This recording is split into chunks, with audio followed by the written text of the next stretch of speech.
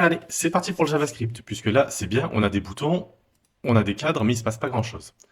Donc, comme vous l'avez vu lors de la démonstration que je vous avais faite, hop, quand on commence une partie, nous avons le choix entre plusieurs personnages. Déjà, nous allons créer ces personnages. Nous n'allons pas rentrer des valeurs en dur, ça n'aurait pas de sens. On veut qu'il y ait une possibilité de choix. Pour ce faire, nous avions créé au tout début de ce petit projet le fichier characters.js.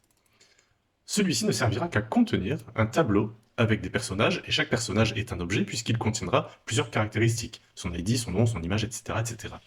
Donc c'est parti, const characters, c'est un tableau, et ce tableau contient donc des objets où chaque objet est bien un personnage. Alors, ID 1.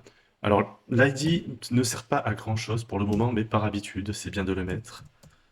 Name, Sauron, virgule,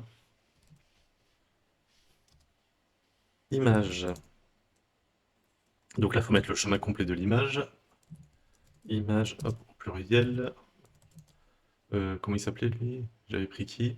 Chevalier feu.jpg, ouais. Chevalier feu.jpg.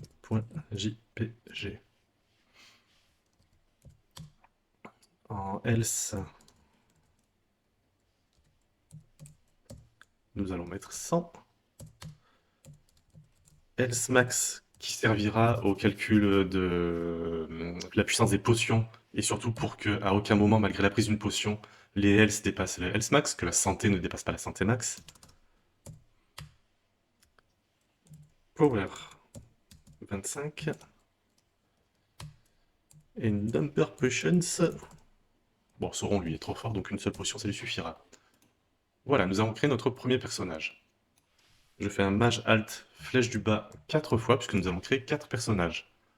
Le numéro 2, je change les ID, au moins on va se repérer. Le numéro 3, le numéro 4 et le numéro 5.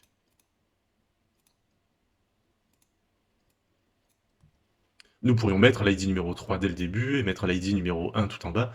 L'ID n'a aucun rapport avec l'index dans lequel le personnage se trouve dans le tableau caractères, nous sommes bien d'accord.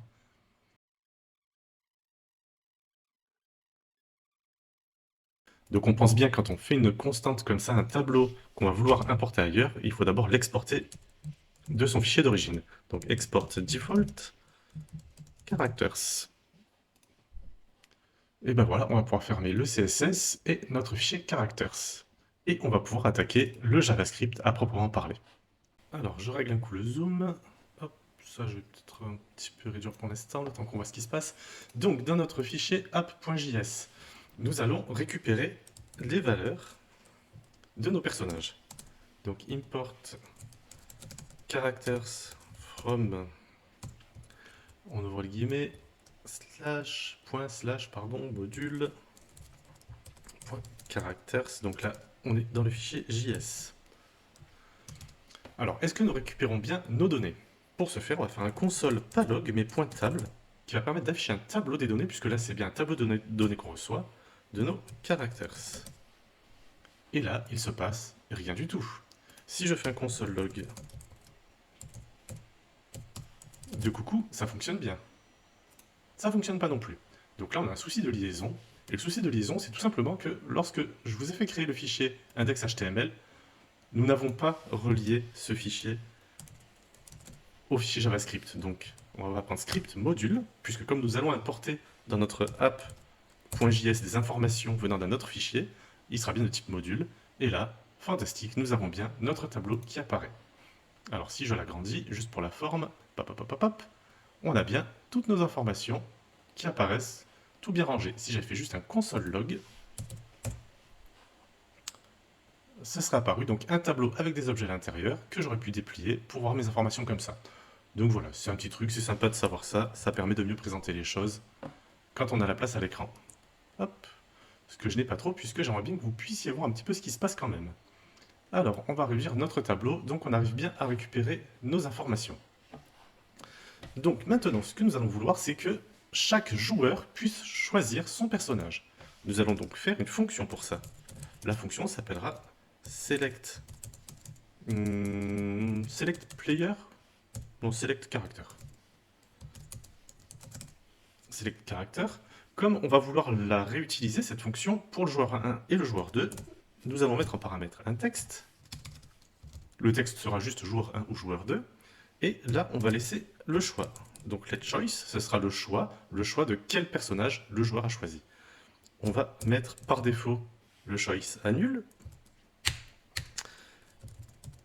Et nous allons faire apparaître donc notre fenêtre où le joueur va choisir ce qu'il veut à l'intérieur. Mais tant que le choix est nul, à ce moment-là, il faudra laisser cette fenêtre.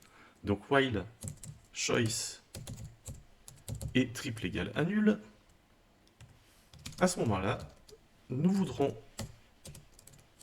avoir le cadre qui nous permet de récupérer une réponse. Et la réponse, on la récupère à travers un prompt. Donc nous avons les alertes quand nous voulons envoyer un message. Nous avons les confirmes pour savoir si l'utilisateur valide ou pas ce qu'on lui propose. Par exemple, êtes-vous sûr de vouloir supprimer tel ou tel élément? Et puis nous avons les prompts pour avoir une réponse, et la réponse que nous recevons sera un texte. Donc c'est globalement un formulaire en JavaScript, un formulaire rapide d'interaction. Donc prompt. Le mot formulaire, si j'ai un puriste qui passe dans les parages, il va pas être content. Donc on mettra le texte qu'on va concaténer. Donc texte, je rappelle, c'est bien joueur 1 ou joueur 2.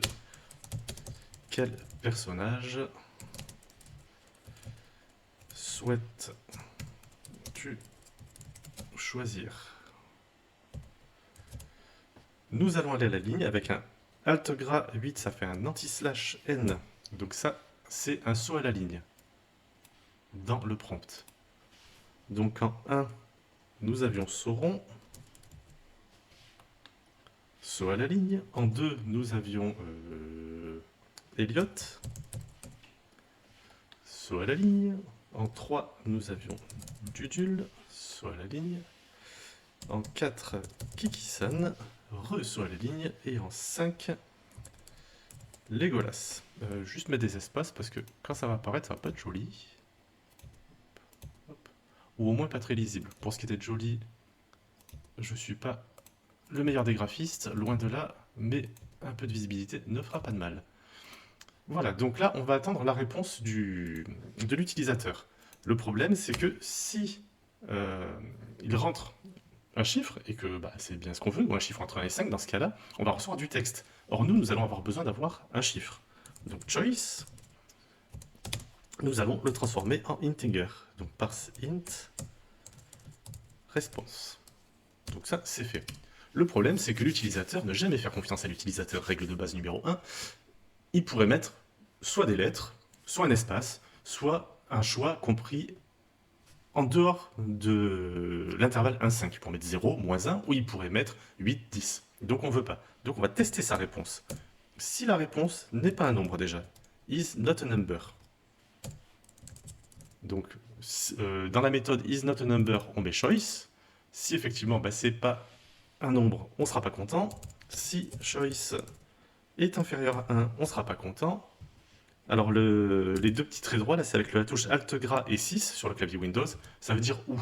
Donc on va avoir cette condition, ou cette condition, ou cette condition, choice supérieur à 5.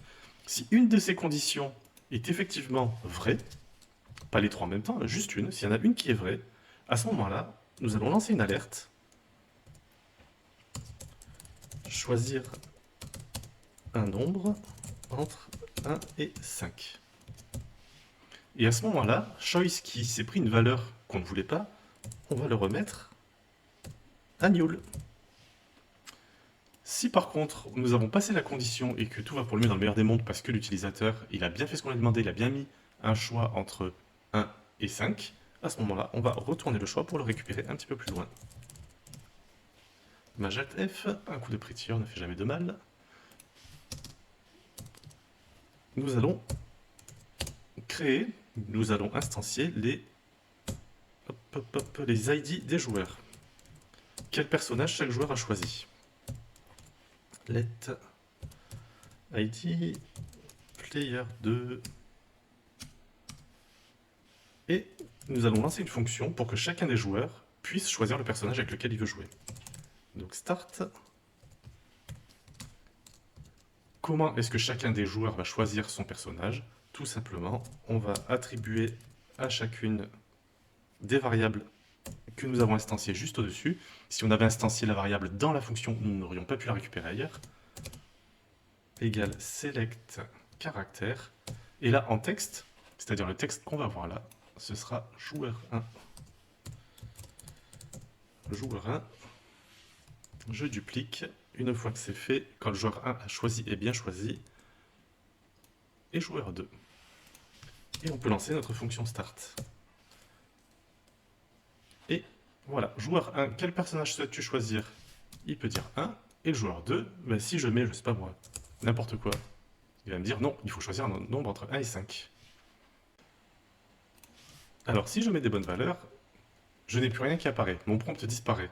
Le problème que je viens de capter, c'est que si je mets, par exemple, 1, 2 et 8, il m'indique un message d'erreur, mais là, du coup, mon prompt ne réapparaît plus.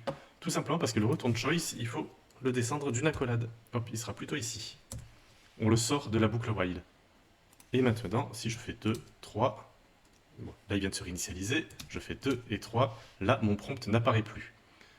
Et si je fais un console log 2 player 1 et que je concatène avec l'id player 1